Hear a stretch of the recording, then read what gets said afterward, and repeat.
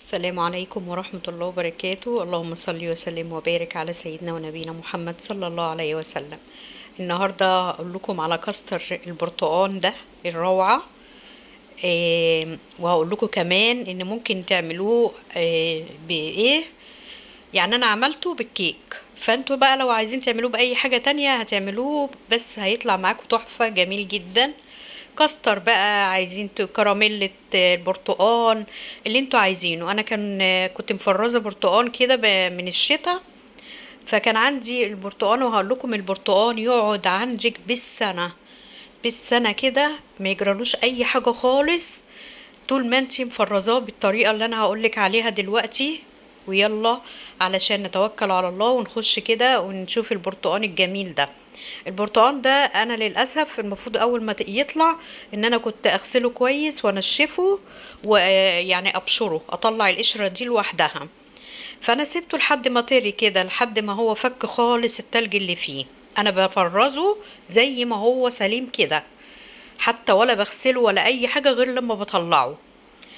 عايزه اقول لكم دي انجح طريقه لتفريز البرتقال. ليه بقى؟ لما بتشيليه كده هوت بيبقى حلو جدا، ولا يمرر ولا اي حاجه، وكانك لسه جايباه. يعني شايفه لون البرتقال عامل ازاي؟ اول ما بتطلعيه بتلاقيه محجر، وبيبقى محجر معاكي. لا وما بيجراش اي حاجه، بتسيبيه يفك كده ويرجع برتقال زي ما انتوا شايفين كده. كل الحكايه ان هو بقى طري وفيه ميه كتير كمان، عن ان هو بيبقى برتقال بيبقى احسن، ولا بيمرر ولا اي حاجه خالص. انا جربت كل الطرق معاه، فهو كمان الطريقه بتاعه التفريز بتاعته دي كده. انا بس بقى كنت عايزه القشر دوت، البشر القشر، جربت معاه حاجات كتير. لقيت اللي هي المبشره اللي في الاخر ان انا ايه اعمله واطلعها كده. لو انت عايزاه يبقى سهل معاكي، اول ما يطلع من الفريزر وتغسليه كويس وتنشفيه، تروحي بشراه على طول، هيطلع معاكي سهل. شوف الميه هينزل منه برتقال ميه جميل جدا، وكله ميه يعني. هتعمليه بقى بجميع الطرق. عايزه تعمليه في الخلاط هتعمليه، عايزه تعمليه زي ما انا هعمل كده. انا حطيت الاول كده في المصفى كده، وحطيت الطبق ده. لقيته ان هو لا، المصفى هتبقى خفيفه عليه. رحت هحطه دلوقتي في الطبق التاني ده واشتغل بيه. لقيت كده سهل جدا، وان انا ايه بعمل القشر بتاع البرتقال مش هرميه. القشر بتاع البرتقال ده عايزه اقول لكم ريحته جميله، ريحته حلوه جدا جدا جدا. فانا باخد القشر دوت وهحتفظ وهشيله في كيس.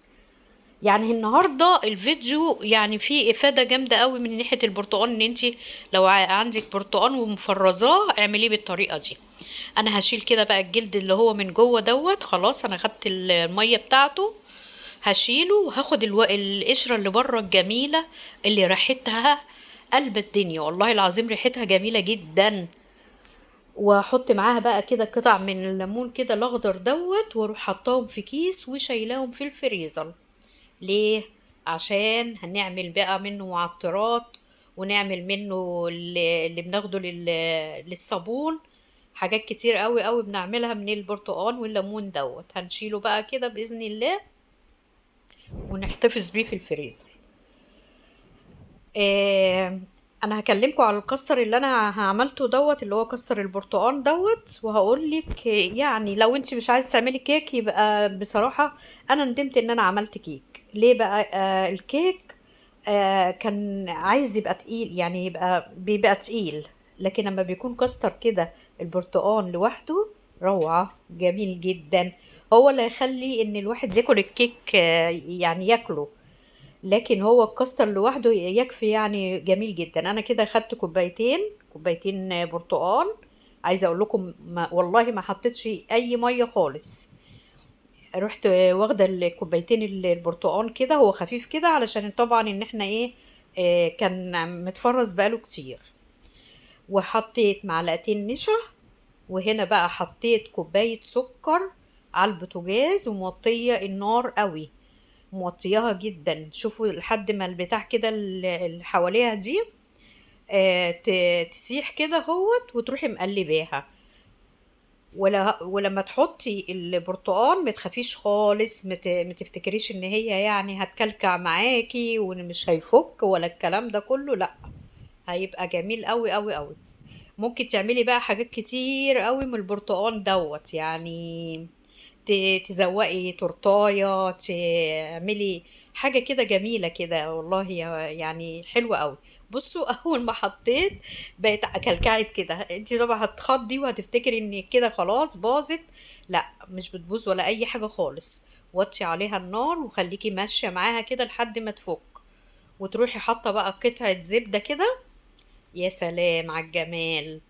ده بقى صوص برتقال كده يبقى عندك، تعملي بيه اي حاجة عايزة تزوقيها بيها. طعمه تحفة جميل جدا، ولا في مرارة ولا في اي حاجة خالص. كوباية السكر اللي انت هتحطيها دي هتخلي لك مفيش اي مرارة فيها ولا اي حاجة من الحاجات دي. انا بامانه بقول لك الحاجه بامانه يعني. انا الكيك بصراحه انا ندمت، انا كان المفروض ان انا ما اعملش صينيه الكيك دي خالص النهارده، ان انا اعمل الكاستر وبس. لو عايزه تحطي عليه كريم شانتيه كده وتزوقيها كده وحاجه كده خفيفه وجميله جدا ومنعشها جدا جدا في الصيف. طبعا احنا عملنا الكاستر من غير لبن خالص. عندي هنا 4 بيضات وحطيت عليهم فانيليا من اللي هي الفانيليا بتاعت البرتقال دي، ومعلقة خل، يعني زي ما بنعمل الكيك عادي خالص اللي بنعمله. وبشر البرتقال هحطه. وهنا طبعا حطيت كوباية برتقال وكوباية لبن. وهنا حطيت بقى القشر البرتقال كده معاه، وربع كوباية زيت. بس هو دوت يعني دي حاجات الكيك يعني. هو الكيك لوحده ما فيش مشكلة منه في اي حاجة.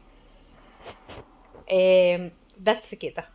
وبعدين هجيب هنا، المفروض ان انا يعني ايه كنت هعمل صينية صغيرة، بس بصراحة لقيت ان السوائل كتير، فقلت لا خليني اعمله بقى 4 كوبايات. عملت 4 كوبايات بنفس المعيار اللي عملنا منه، كوباية برتقال وكوباية لبن والحاجات دي، ورشة ملح كده مع نسيت اقول لكم ان انا حطيت كيس البيكنج باودر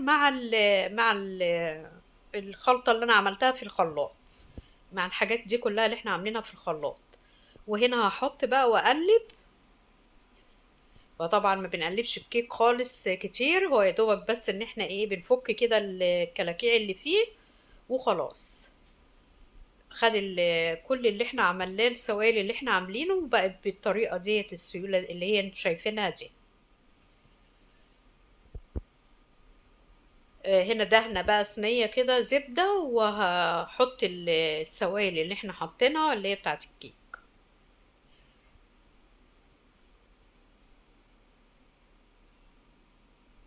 انا بفضلش على فكرة، بحب الكيك اكتر اللي هو بالشوكولاتة. بدلعه كده وبحس ان هو بحبه عن اللي بالبرتقال بقى والحاجات دي. لا، انا بحب اللي هو بالشوكولاتة يعني. بس ده ما يمنعش ان الست برضو تعمل اي حاجة يعني. انت برضو لو مش بتحبي حاجة لازم هتعمليها عشان اولادك يعني، او حتى لو مش اولادك جوزك، فلازم تعملي الحاجة اللي تعجبهم يعني. انا حطيت بقى هنا، انا عندي الفرن في مشكلة كده، مايل.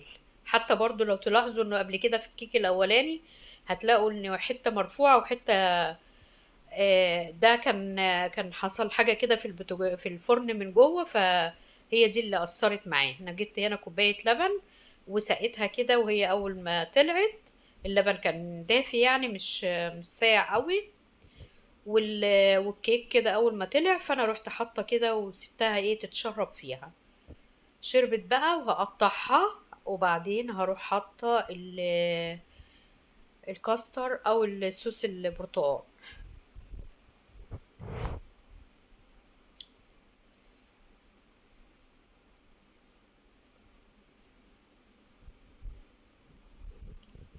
هجيب بقى صوص البرتقال كده وايه، واروح صباه بقى بعد ما بردت يعني، ما كانتش سخنة قوي، علشان يديني بقى اللمعة والجمال اللي انتوا شايفينه ده.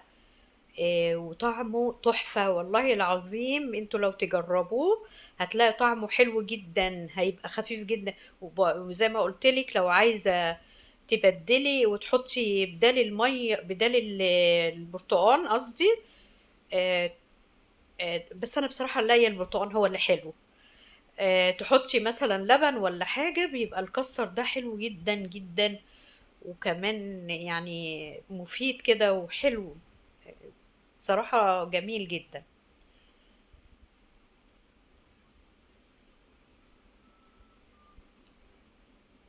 خلاص كده، طبعا انا كنت مقطعاها فسبتها ان هي ايه لحد ما يتشرب فيها بالطريقة دي، ونطلع بقى قطعة كده ونوريكم الجمال والحلاوة والطعم التحفة. طعمها جميل أوي. عايزة تزوقيها بقى بعد كده تحطي لها مثلا كريم جانتيه في الآخر والكلام ده كله، دي حاجة ترجع لك انتي، بس أنا لاقياها إن طعمها تحفة تحفة. بس اللي مش عجباني المرة دي بأمانة كده هي الكيك. كيك حاسة ان هي مكتومة، ومش مش زي الكيك كده، لا مش عجبني الكيك خالص. انا عجبني الكاستر اكتر. قولوا لي انتوا برضو في التعليقات ايه رأيكم. انا بقول لكم بأمانة في الحاجات اللي الحلوة اللي بتتعمل، والحاجات اللي هي ايه اللي ما بتعجبنيش واقول لكم عليها.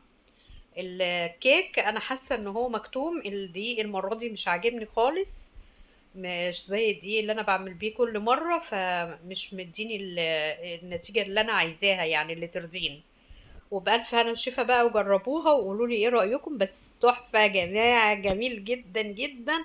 الكاستر البرتقال او السوس البرتقال كده اللي انا عاملاه ده.